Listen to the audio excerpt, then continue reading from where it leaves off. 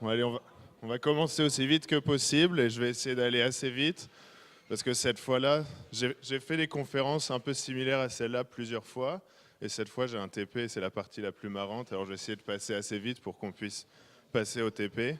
J'ai des prix, alors j'ai une grosse bouteille de champagne, quelques Raspberry Pi et j'aurai des paires de Nike aussi, mais on les enverra plus tard une fois qu'on connaît la pointure des gagnants. Alors je vais me présenter pour commencer. Je suis Julien, j'étais un MTI, j'ai fini Epita en 2013 et depuis je travaille à IMC qui est une boîte de finance à Amsterdam. Euh, et donc je vais essayer de vous parler du trading et de comment la technologie influence le trading et à la fin j'essaierai de vous présenter le concours et ensuite on essaiera de voir qui de vous est le plus fort. Alors on va commencer par le trading. Si on commence au temps les plus archaïques, le trading de base c'est juste les échanges. Et donc à l'époque, les échanges ils sont assez limités parce qu'il n'y a pas de technologie du tout. Et du coup, la plus grosse limite, c'est que pour un échange puisse avoir lieu, il faut qu'il y ait deux parties qui sont intéressées par ce que l'autre a, qui se rencontrent. Du coup, c'est assez dur, il n'y a pas beaucoup d'échanges et c'est pas efficace du tout. Alors du coup, on introduit le premier type de technologie et c'est l'introduction de la monnaie. Et en gros, l'idée de la monnaie, c'est d'être un intermédiaire. Du coup, si j'ai quelque chose que je suis prêt à échanger, mais je trouve personne avec qui l'échanger, je peux l'échanger contre de la monnaie. Et à l'inverse, si j'ai quelque chose que je veux et j'ai rien à donner en échange, bah, la monnaie peut servir d'intermédiaire. Du coup, je peux acheter. C'est quand je donne de la monnaie et je reçois un bien ou un service, ou je peux vendre. C'est si je donne le bien ou le service pour recevoir de la monnaie. Et alors maintenant qu'il y a de la monnaie et que la monnaie existe, il faut savoir comment déterminer les prix, combien coûtent les biens ou les services. Et alors c'est la loi de l'offre et de la demande qui s'applique. Et donc le but, c'est que quand il y a beaucoup de gens qui veulent vendre et il y a très peu de gens qui veulent acheter, les vendeurs, leur seul moyen de pouvoir vendre, vu qu'il y a de la compétition, c'est de baisser leur prix. À l'opposé, s'il y a beaucoup de vendeurs et très peu d'acheteurs, les vendeurs ils vont baisser leurs prix. Donc les prix baissent quand il y a beaucoup de vendeurs et peu d'acheteurs, et les prix montent quand il y a beaucoup d'acheteurs et peu de vendeurs. Et dans tous les cas, que les prix montent ou que les prix descendent, il y a toujours moyen de faire une bonne affaire. Le but, c'est d'acheter quand le prix est bas et de vendre quand le prix est haut. Et si on n'arrête pas de faire ça, on achète quand le prix est bas, on vend quand le prix est haut, on devient riche et on est content. Alors j'essaie de prendre un premier exemple pour montrer comment, dans ce monde-là, il pourrait y avoir des opportunités. Alors si on imagine qu'il y avait deux endroits, on les appelle des marchés, c'est des marchés à pain. Et donc c'est deux endroits distincts qui sont assez proches l'un de l'autre et c'est un endroit où on peut acheter ou vendre du pain. Et c'est des endroits qui sont un peu spéciaux à l'inverse d'une boulangerie parce qu'on peut aller dans cet endroit et on peut décider d'acheter ou de vendre. Donc on peut être acheteur ou vendeur au choix. Et donc on imagine que dans ces marchés de pain, la façon dont elle fonctionne, c'est qu'il y a une personne, son métier c'est d'analyser l'offre et la demande. Et donc il regarde combien il y a de gens qui veulent acheter, combien il y a de gens qui veulent vendre. Et toutes les minutes, il décide, bon bah avec la quantité de vendeurs et d'acheteurs, le prix c'est tel prix en ce moment. Et le prix dure une minute et la minute d'après, il regarde combien il y a d'acheteurs et de vendeurs et il va donner un nouveau prix. Du coup, là, on pourrait essayer d'avoir une stratégie pour essayer de gagner de l'argent. Du coup, chaque minute, on pourrait être à l'extérieur, voir les prix annoncés dans chaque marché de pain, aller dans celui où c'est le moins cher, acheter là-bas, aller dans celui où c'est le plus cher, revendre là-bas et on se fait de l'argent. Et si on n'arrête pas de répéter ça, on le fait toutes les minutes, on achète des baguettes pas chères, on les revend cher, on devient riche, on est super content, on n'arrête pas de se faire de l'argent. Mais c'est un exemple qui n'est pas très réaliste pour plusieurs raisons. Déjà, il n'y a jamais deux marchés qui sont comme ça, très près de l'autre, et qui ont des prix qui sont complètement différents. Mais en plus, il y a un gros risque. Donc imaginez que c'est le début d'une minute, et il y a une boulangerie, un marché, où ils nous disent que le pain, il vaut 10, et dans l'autre, ils nous disent que le pain, il vaut 12. Du coup, on se dit, bah, je vais l'acheter à 10 et je le revendrai à 12. On l'achète à 10, et ensuite, quand on va à l'autre marché, il n'y a personne qui veut nous l'acheter. Et du coup, la personne qui s'occupe de fixer les prix, elle voit que personne ne va acheter de pain. Du coup, on descend les prix du pain. Et du coup, ce pain qu'on a acheté à 10, tout d'un coup, il ne vaut plus rien et on perd de l'argent. Du coup, c'est un graphe que j'aime bien montrer à chaque fois. C'est le cycle émotionnel du spéculateur. Donc le spéculateur, c'est celui qui essaye comme ça de deviner comment les prix vont évoluer. Du coup, il commence et il est optimiste à propos d'un produit. Du coup, il en achète. Une fois qu'on achète quelque chose, on veut que le prix de cette chose augmente, puis qu'on la possède. Comme ça, on pourra la revendre plus tard pour plus cher, et c'est comme ça qu'on se fait de l'argent. Et au moment où il est optimiste, le prix monte. Du coup, il est excité, le prix continue de monter, il est super excité, il devient euphorique. Et le prix commence à descendre un peu, du coup, il commence à avoir un petit peu peur, et là, ça commence à descendre un peu plus et encore plus. Du coup, au début, il est un peu en déni, il se dit oui, mais moi, je suis un investisseur de long terme, du coup, les prix vont remonter, je m'inquiète pas. Et là, tout d'un coup, les prix descendent encore plus bas que là où il l'avait acheté. Et à ce moment-là, ils sont le plus bas. Et là, il se dit non, non, c'est trop, j'arrête pas de perdre de l'argent. Du coup, il revend alors que les prix vont commencer à remonter. Et du coup, si on n'arrête pas d'acheter quand c'est ici et de revendre quand c'est là, en fait, on perd de l'argent tout le temps. Et en essayant de faire des devinettes comme ça, on peut soit gagner de l'argent ou perdre de l'argent si on est fort ou mauvais en devinettes. Alors, cet exemple, il montrait un peu que avoir de la technologie qui est limitée, ça crée des anomalies, ça crée des inefficacités dans les marchés. Et du coup, l'étape suivante, c'est d'avoir des places de marché qui sont plus centrales. Du coup, on crée des échanges financiers qui sont pas beaucoup plus avancés au niveau technologique du terme, mais qui sont quand même une place où tous les gens qui veulent acheter et vendre se retrouvent en un seul endroit. Il y a toujours un seul prix et un seul mécanisme pour fixer les prix. Et ensuite, ils utilisent des technologies qui sont de plus en plus avancées. Donc ça, c'est une photo des tout premiers. Ça, c'est une photo qui date d'il y a moins d'un an, où on voit le Stock Exchange de New York avec le stand AMC. Du coup, ce mec-là et ce mec-là, c'est des collègues à moi qui sont à New York et qui sont en train de traiter dans l'échange. Et alors, du coup, une fois qu'il y a cet échange, comment il fonctionne? J'essaie de passer un peu plus de temps sur ce slide parce que ça vous servira pour le TP d'après. Mais en gros, il faudrait imaginer que ça, c'est ce qui est affiché constamment pour un produit donné. Du coup, ici, je l'appelle book. Et donc, en gros, au début de la journée, le book, il serait vide. Du coup, il n'y aurait rien du tout dans ce tableau. Et ensuite, les gens qui veulent acheter ou vendre, ils envoient un message vers l'échange pour dire qu'ils sont intéressés, soit pour acheter, soit pour vendre. Et ensuite, ils disent à quel prix et pour quelle quantité. Du coup, si j'arrive et que je dis, bah, moi, je voudrais acheter 1400 et je suis prêt à payer jusqu'à 9,74 €. Cette ligne-là, elle va arriver dans le tableau, elle serait en haut. Et ensuite, plusieurs gens arrivent, et comme ça, on arrive à ce tableau. Donc ce tableau, ce qu'il me dit, c'est qu'il y a des gens qui veulent acheter de ce côté, des gens qui veulent vendre de ce côté. Et pour chaque niveau de prix, il y a différentes quantités qui sont disponibles. Euh, et, et du coup, si des gens changent d'avis, ils peuvent enlever leurs offres, ils peuvent les remettre. Et est-ce que c'est clair pour tout le monde pourquoi ça, c'est pas possible?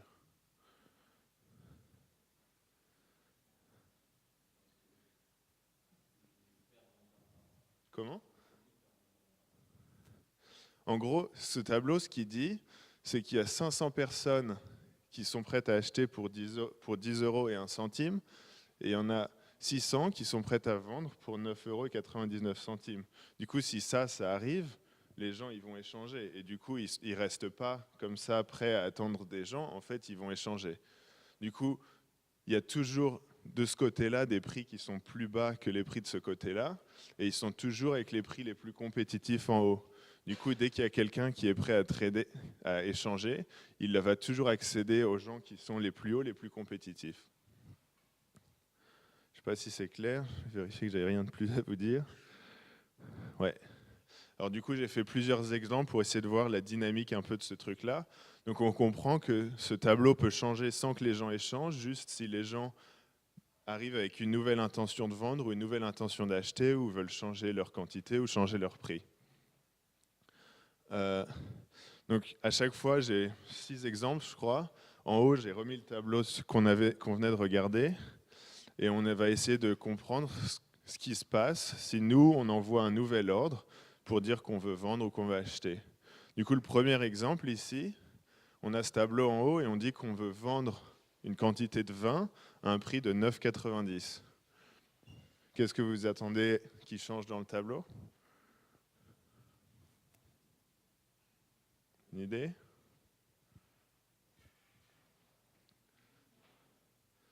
Alors ici, on veut vendre 20 au prix de 9,90 Et ça tombe bien parce qu'il y a des gens qui sont prêts à acheter au prix de 9,90. Du coup, on va vendre 20 à eux. Du coup, il y en avait 510 qui étaient prêts à acheter et il n'y en a plus que 490. Donc si on fait l'exemple opposé, on veut acheter 300 à 10,10 €. C'est exactement la même chose, mais de l'autre côté. Du coup, il y en avait qui étaient prêts à vendre pour 10,10 € et nous, on leur achète. Du coup, il en reste un peu moins. Maintenant, si on veut acheter 20 à 9,90,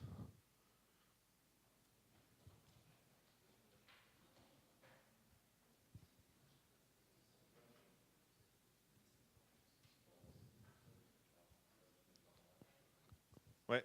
Du coup, ici, il va juste être en attente. Il n'y a personne qui est prêt à vendre pour 9,90. Du coup, on va rejoindre ces gens-là au niveau le plus compétitif. Si on veut en acheter 333 à 10,01, ouais. Donc ici, on a un nouveau prix qui est plus compétitif que les autres. Du coup, une bonne raison de faire ça, ce serait parce qu'il y a aussi une notion de temps. Du coup, dans l'exemple d'avant, si on rejoint juste ce niveau, si quelqu'un vient pour vendre juste 20 de quantité, il va d'abord devoir échanger avec les 510 qui sont devant nous, alors qu'ici, vu qu'on propose un prix plus compétitif, on passe devant les autres. Maintenant, si on veut vendre 600 à 9,88,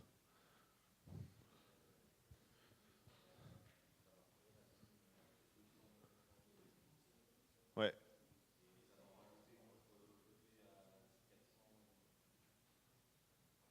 Pourquoi ça, on rajouterait une de l'autre côté?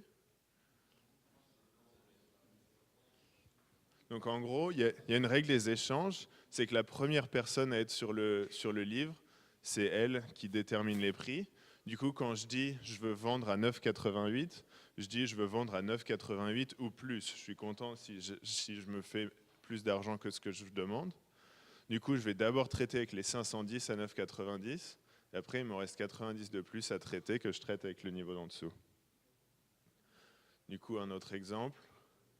Là où je veux vendre 710 à 9,90, du coup, je passe de l'autre côté. Donc là, c'est un peu similaire à celui d'avant, où je prends le niveau du haut, mais le volume qui me reste à prendre, je ne veux pas descendre à un prix qui est plus bas. Du coup, je passe de l'autre côté et j'ai mon volume qui reste à droite. Alors l'échange, il fonctionne avec plusieurs types de messages. Il y a d'abord les messages publics, ça veut dire que dès qu'on veut se connecter à l'échange, on reçoit ces messages. Et il y en a principalement deux, et c'est les deux types de messages qu'il y aura dans le TP. C'est les last done et les retail state. Un last done, ce qui nous dit, c'est qu'il y a eu une trade. Du coup, tout ce qui contient, c'est un volume et un prix. Et l'information qui contient, c'est de nous dire deux personnes sur l'échange viennent de traiter à ce prix-là pour cette quantité. Et un retail state, c'est un message qu'on reçoit à chaque fois qu'il y a une update du tableau. Donc en gros, à chaque fois qu'il y a eu un last done, ou à chaque fois que quelqu'un rajoute une offre, ou retire une offre, ou met à jour une offre, on reçoit un nouveau retail state. Et c'est les updates de tableau, et on en reçoit des milliers et des milliers par jour. Et ensuite, du côté privé, donc quand on a une ligne privée avec l'échange sur laquelle on envoie nos offres, la première, c'est les ordres. Du coup, c'est des intentions d'acheter ou de vendre. Les acknowledgements, c'est juste pour nous dire, bah, c'est bon, ton offre, elle est sur le livre. Et les executions, c'est là où on te dit à toi en privé, ton ordre qui était sur le livre, il vient d'être exécuté. Du coup, un dernier exemple où cette fois, l'information, elle ne nous dit pas si c'est acheté ou vendre, on nous dit juste c'est un last done. Du coup, il y a 310 qui a traité à 9,90 et on sait que c'est ce en haut parce que c'est le seul endroit où il y avait ce prix-là pour traiter. Et du coup, on finit avec ce tableau. Alors, je crois qu'il y a 2 ans, j'ai fait l'exemple de la pizza. Il y a 1 an, j'ai fait l'exemple du sandwich. Maintenant, je fais la crêpe au sucre. Alors, c'est pour essayer de me montrer que le premier exemple où je vous montrais l'opportunité avec les baguettes de pain, il y avait une opportunité qui apparaissait parce qu'il y avait deux différents échanges. Et du coup, leur prix pouvait varier indépendamment. Et dès qu'il y avait une anomalie, ça pouvait vouloir dire qu'il y avait une différence de prix et une opportunité qu'on pouvait capturer.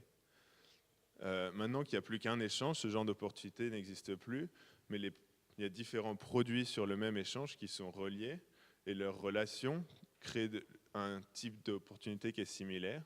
Du coup, si on imagine un monde hypothétique où si on a de la pâte et du sucre, on peut faire une crêpe au sucre sans problème, Et si on a une crêpe au sucre, on peut aussi la redécomposer en de la pâte et du sucre.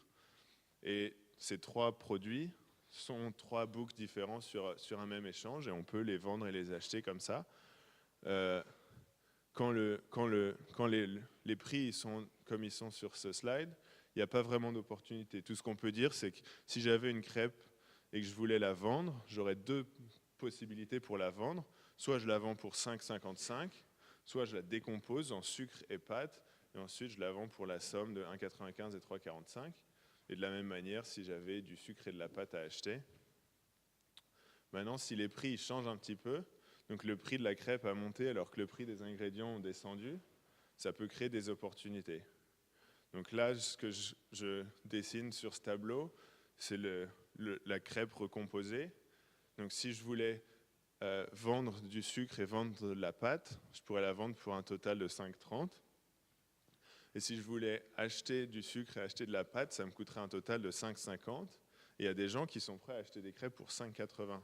C'est-à-dire qu'il y a 30 centimes de différence qu'on peut se faire, et là on peut se faire cette même opportunité 30 fois.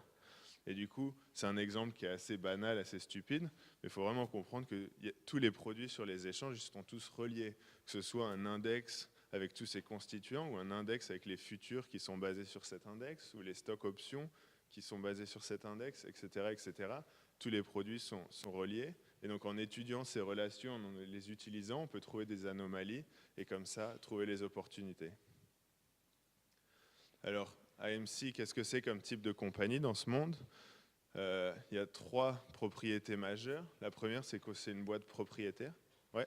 La question, c'est à la fin ou... Ouais, juste sur la slide précédente, même au niveau du TP ou dans la vraie vie, comment est-ce que tu as les liens logiques entre les différents produits? Comment est-ce que tu as l'idée que tu peux décomposer un produit X en 2 sous-produits ou X sous-produits? Dans le TP, il n'y aura pas de décomposition, ce sera un truc encore plus simple. Dans la vraie vie, ça dépend des types de produits. Donc il y a des produits qui contiennent ce qu'on appelle des paniers.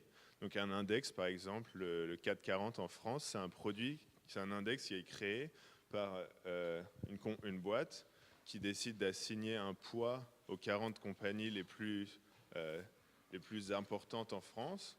Et ensuite, ils font la somme des poids par les prix pour avoir un prix de l'index. Et du coup, tu as une relation comme ça qui est définie tous les matins. On sait quel est le poids de chaque constituant de cet index. Et donc là, la relation, elle est simple. Après, il y a ce qu'on appelle les ETF, qui sont juste des produits qui traquent cet index. Du coup, c'est pareil, il y a une relation tous les matins. On se met d'accord et il y a une relation linéaire entre l'index et les ETF. Les futurs, c'est un peu similaire, mais il y a un facteur de temps qui rentre en compte. Et les options, c'est encore plus compliqué parce qu'il y a l'optionnalité et le facteur temps. Mais dans tous les cas, c'est des trucs, il y a des modèles mathématiques pour les représenter. Et du coup, c'est en connaissant les produits, en sachant ce qui les constitue. Et on peut aussi vérifier à quel point ces corrélations elles se vérifient dans le passé, que tu es de plus en plus confiant que les relations que tu utilises, elles sont bonnes. Alors AMC, c'est une boîte qui est propriétaire, et propriétaire, ça veut dire qu'on n'a pas de clients.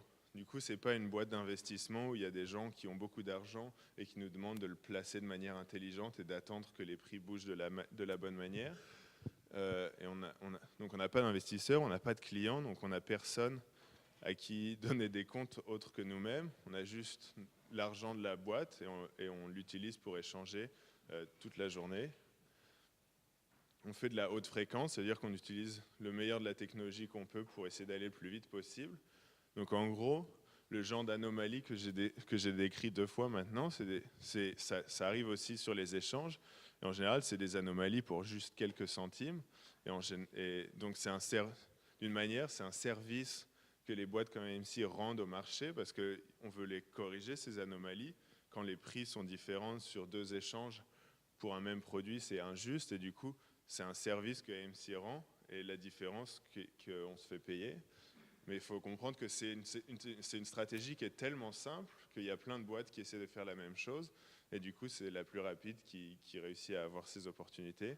Et du coup, il y a des dizaines de boîtes comme AMC dans le monde qui essaient de faire ça le plus vite possible. Et on arrive à des vitesses qui sont assez ridicules. et on est des teneurs de marché. Alors je ne jouerai pas la vidéo pour gagner du temps, mais en gros l'idée, c'est qu'on ne veut jamais essayer d'avoir une opinion sur est-ce que le prix d'un instrument va monter ou va descendre.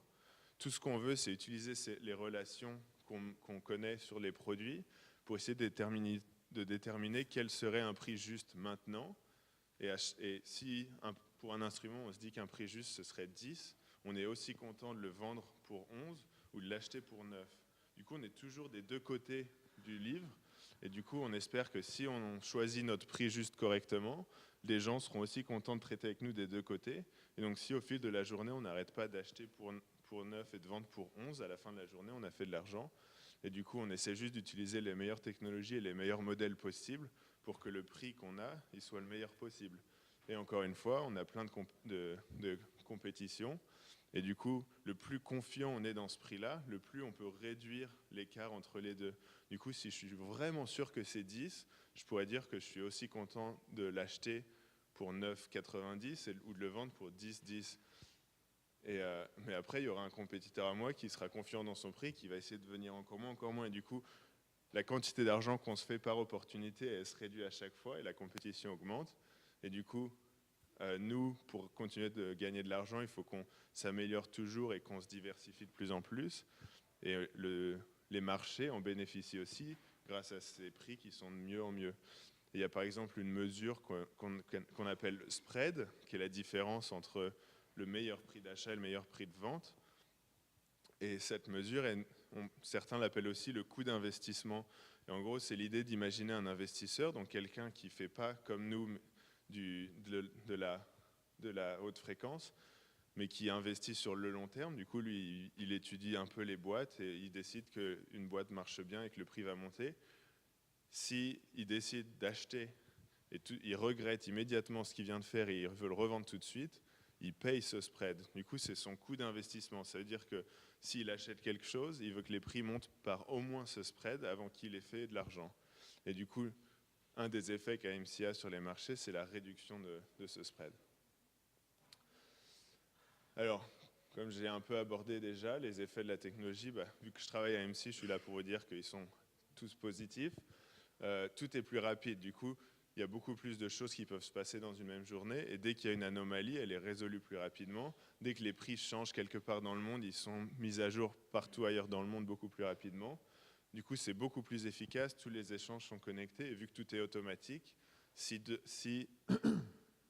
un investisseur de long terme veut traiter des grosses quantités, il n'a pas besoin d'appeler des humains au téléphone et tout ça. Il peut juste utiliser les automatismes qu'on a mis en place pour traiter avec lui. Et du coup, en résultat, c'est normalement plus juste. Vu que toutes les boîtes comme AMC, on est en compétition, notre but, c'est de rendre le meilleur service possible au marché et du coup, de réduire toutes les injustices en capturant ces anomalies. Du coup, AMC, qu'est-ce que ça veut dire? Ça veut dire qu'au niveau du réseau, on doit être super solide. Du coup, on a de la très haute vitesse. On a une ligne, je crois que AMC est maintenant un des shareholders principaux de la ligne Hibernia.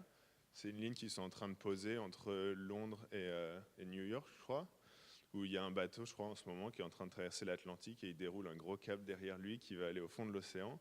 Et en fait, son gros plus, c'est que la distance qu'il va parcourir avec le câble est plus courte que tous les autres câbles qui existent en ce moment. Et du coup, vu qu'on est limité par la vitesse de la lumière dans ce câble, plus court, ça veut dire que ça va plus vite. Et du coup, tous les boîtes comme AMC, on est en compétition pour essayer d'avoir la ligne la plus courte. Et du coup, quand il n'y a pas un gros océan entre les deux, on utilise des lignes radiofréquences. Du coup, il y en a beaucoup entre Londres et Francfort, les deux centres financiers d'Europe. Et il y en a beaucoup entre New York et Chicago aux États-Unis. Et là, c'est juste des tours radio. Et en fait, la bande passante est très limitée, mais la latence est très très basse. Et du coup, une boîte comme AMC, on n'a pas des gros data centers comme les Google ou les Facebook.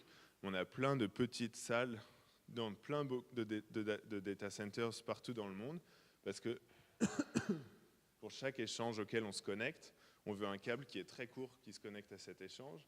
Et du coup, les échanges maintenant savent ça, et ils ont un data center qui est juste attaché à l'échange. Et on arrive à un stade dans l'industrie qui est tellement fou que pour rendre la compétition entre les boîtes comme AMC plus juste, peu importe où dans le data center on est, ils rajoutent des câbles enroulés pour être sûr que tout le monde ait la même longueur de câble, parce que la longueur de câble commence à faire une différence.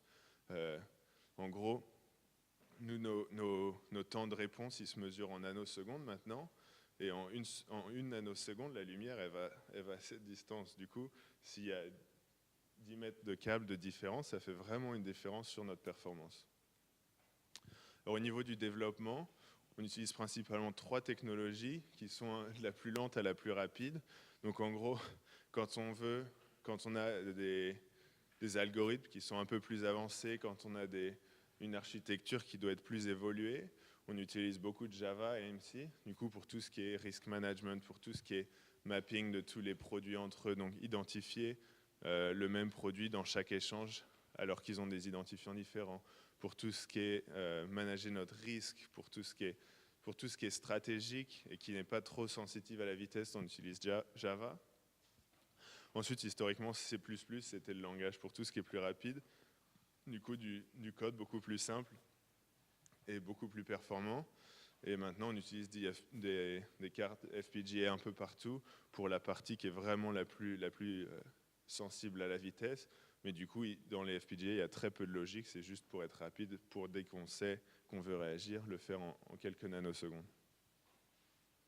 Alors, le buzzword de ma présentation, on fait du big data à AMC parce que tous ces retail state, tous ces last done, tous les données que nous, on collecte, tout ce qu'on calcule, on regroupe tout dans Hadoop et ensuite on essaie de le rendre le plus utilisable possible.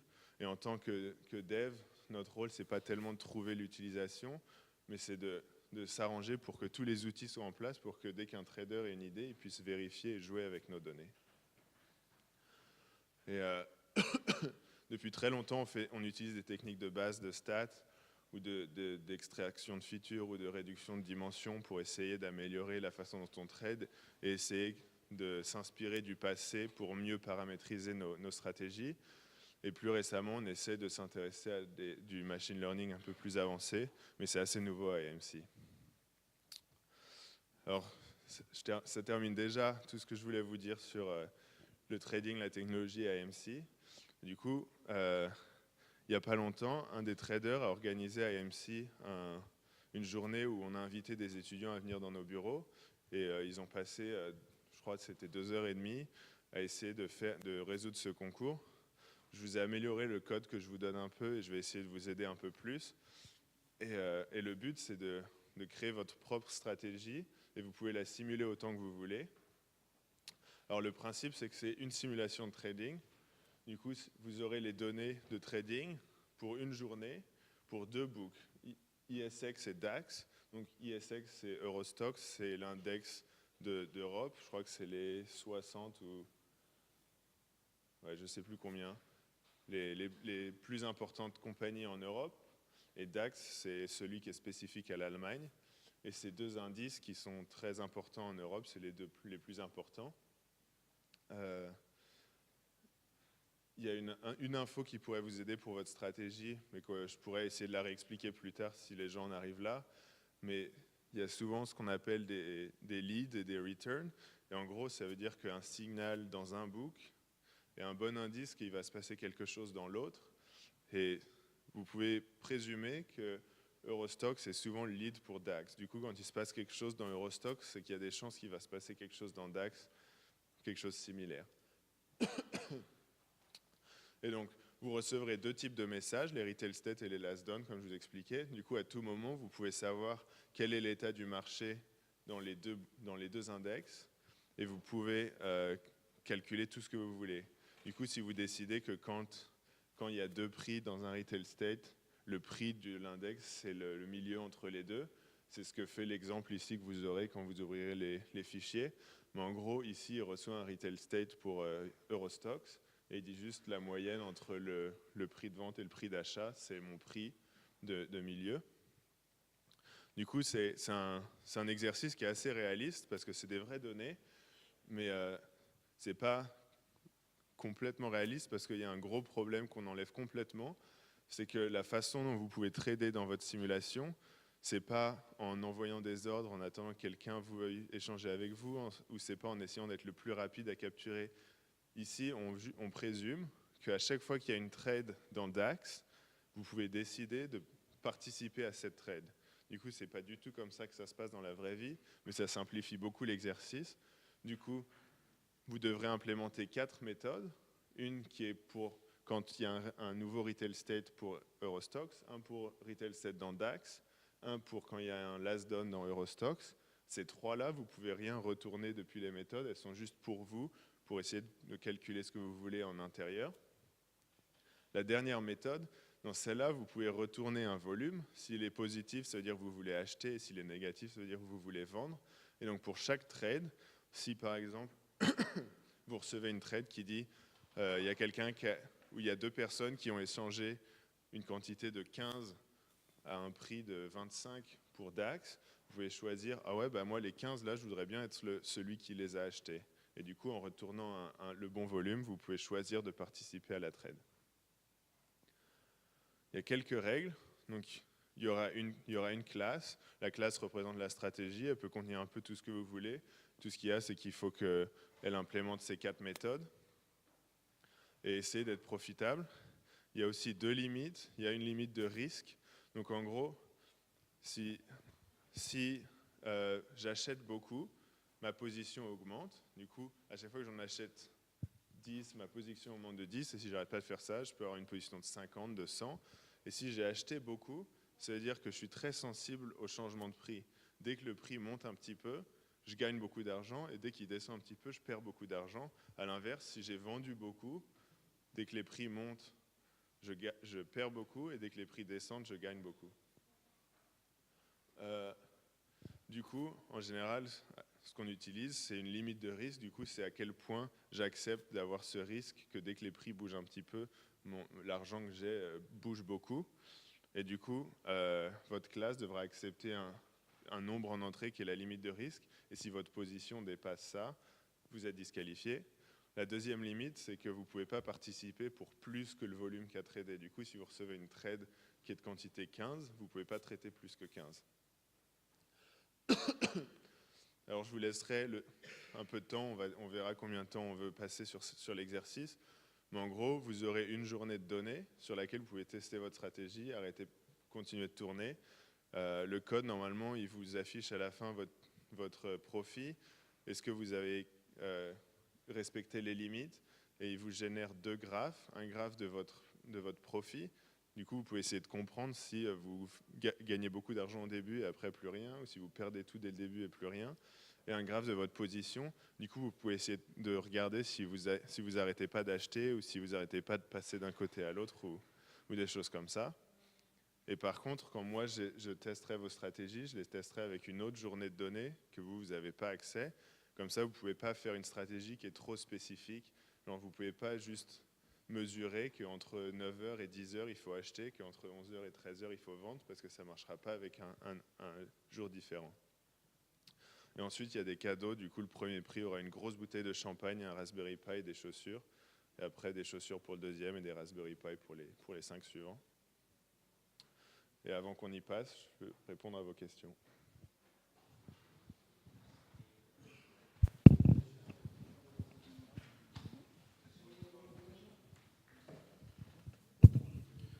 Mais du coup, ça veut dire que tous les ordres ils sont traités par algorithme.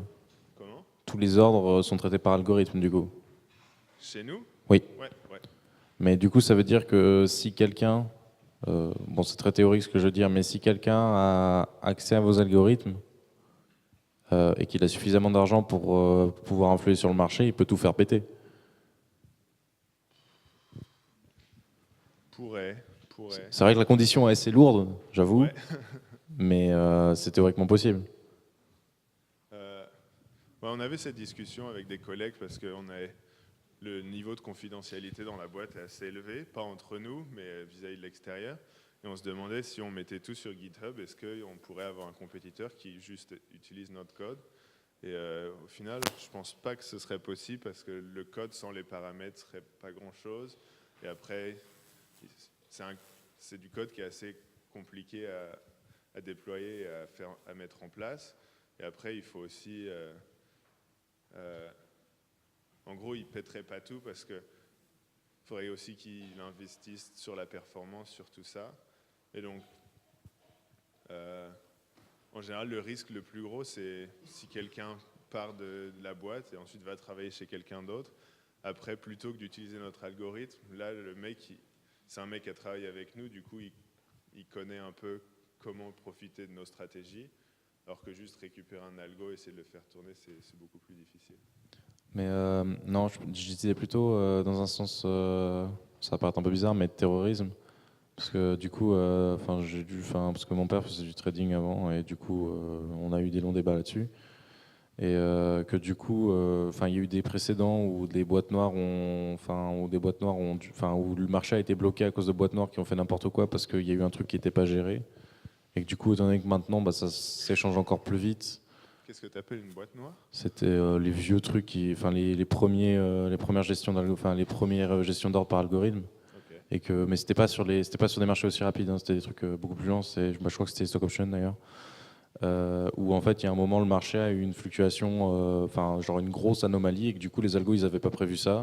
Ouais. Et du coup, ça a fait péter les algos ont commencé à faire n'importe quoi. Et en fait, il y a une limite, je sais plus, sur les marchés, il y a une limite de variation, et du coup, ça a pété les limites. Et du coup, typiquement, par exemple, sur les devises, il n'y a pas de limite sur cette variation. Et du coup, bon, je ne sais pas sur quel marché vous êtes, honnêtement. Mais si vous êtes sur des devises, c'est totalement possible que tout d'un coup, il y ait une anomalie qui soit pas gérée parce qu'elle est théoriquement pas faisable, parce qu'il faudrait que ce soit quelque chose de voulu pour que cette situation arrive, et qu'il faudrait genre une somme d'argent trop considérable pour dire que c'est possible. Mais que si cette situation arrive, les algos commenceraient à faire n'importe quoi, et par exemple se mettre à acheter en masse parce qu'ils voudraient suivre le mouvement, ou vendre en masse parce que voilà, et du coup ça ferait cracher complètement une devise, ou à l'inverse en faire exploser une, du coup en faire cracher l'autre. Et du coup, ce serait basiquement une attaque de terrorisme financier. Alors oui, il n'y a pas de précédent sur ça, mais c'est vrai que le problème se pose de plus en plus. Et du coup, je voulais savoir si, au moment où vous designez les algorithmes, s'il y a une considération là-dessus, ou si c'est genre, ça peut pas arriver. Je pense qu'on pourrait perdre beaucoup d'argent d'un coup, mais on ne pourrait pas faire cracher les marchés parce que on a beaucoup de mécanismes de sécurité qui sont en place. Donc celui que tu expliquais est en place du côté échange seulement dans certains cas. Nous, on l'a en place dans tous les cas. Et on a aussi toute une équipe qui est juste dédiée à regarder en constant notre position et ce que nos algorithmes sont en train de faire. Et à chaque fois que notre position change, réévalue en direct des scénarios de risque.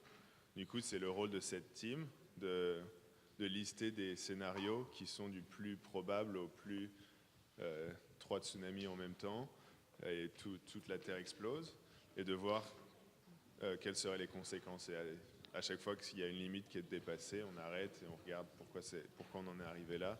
Et du coup, c'est automatique tant que tout va bien, et tout s'arrête dès qu'il y a le moindre problème. Alors dans ce cas-là, ma question elle est un peu autre. C'est dans le cas où il y a un événement comme ça, mais que suivre le mouvement et donc participer à l'espèce d'attentat, on va dire, ça fait gagner de l'argent, ça fait gagner beaucoup d'argent du coup à la boîte.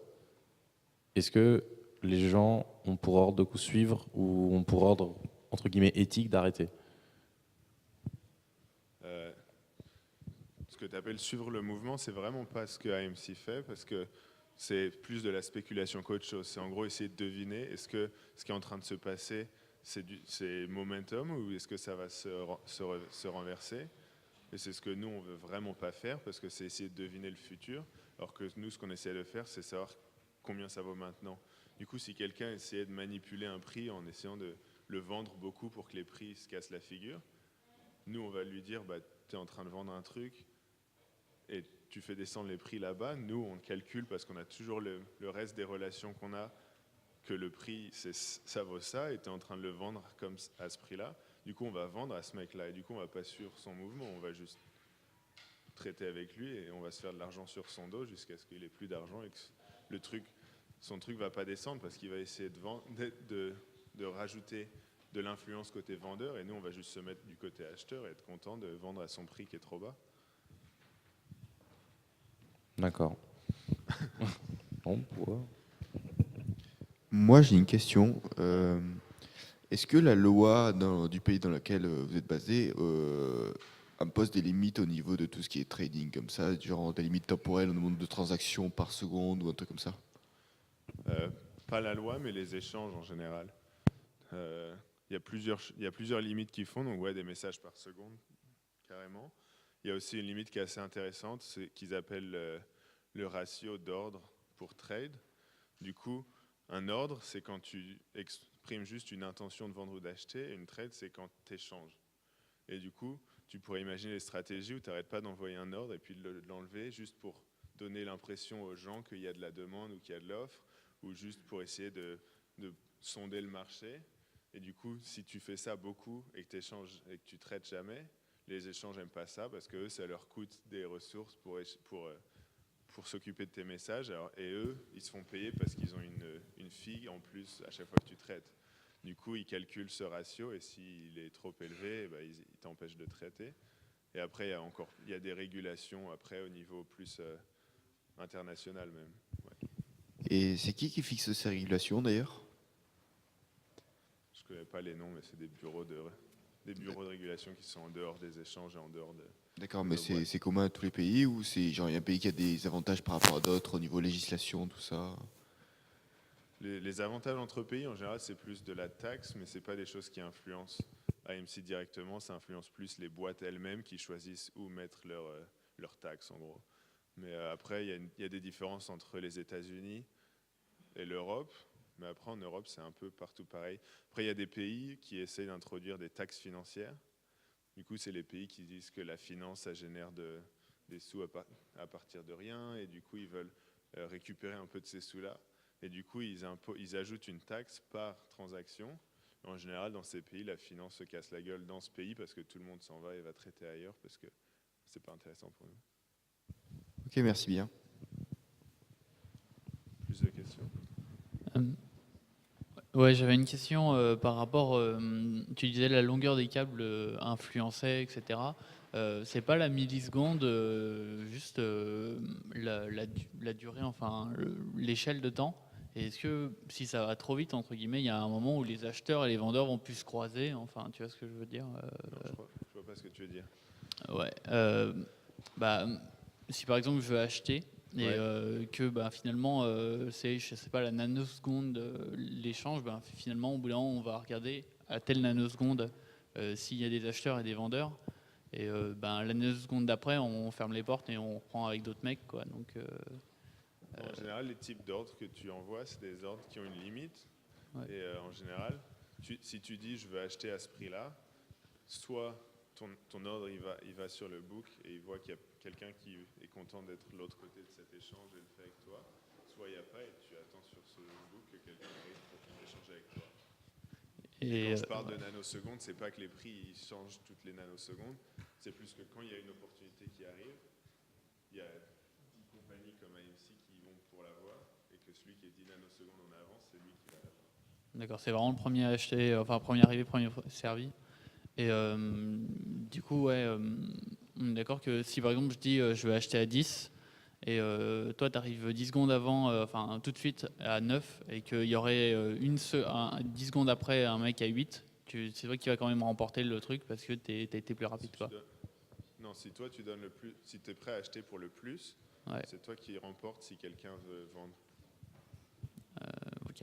Ouais. Donc la priorité c'est prix d'abord et temps après. Temps après, ok. Ok, merci. Et je voulais savoir juste, il y a des traders dans votre boîte ou est-ce que c'est full Ouais. automatique? Ouais, ok. Mais ils sont plus pilotes Ok. que effectuer les trades eux-mêmes. Et on a quelques traders qui font du trading old school, du coup au téléphone ou sur chat.